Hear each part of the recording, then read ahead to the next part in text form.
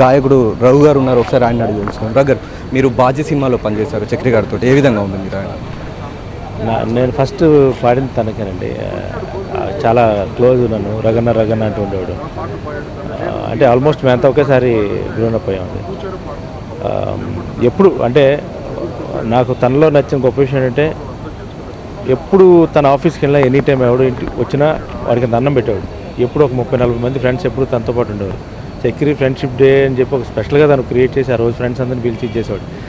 ఈవేళ ఇక్కడ చూస్తే నాకు అదే అనిపించింది. ఆ మొత్తం ఆ ఫ్రెండ్స్ అందరూ అంటే ఏదో అంటారు సార్, పోయేటప్పుడు నలుగురితో మంచిగా ఉండరా, నలుగురే నీకు తోడొస్తారన్నట్టుగా. ఇక్కడ 4,000 మంది రెడీగా ఉన్నారు ఇక్కడ అంతా కూడా. ఆ మంచితనం సంపాదించుకున్నాడు. కానీ చిన్న తన మీద తను కొంచెం అశ్రద్ధ తీసుకోవడంలో కొంచెం అశ్రద్ధ చేశాడు. దానికి వేళ తను ఇవాళ ఎలా జరిగింది వేళ. మొత్తానికి ఆయన మరణాన్ని మాత్రం ఎవరు జీర్ణించుకోలేదు.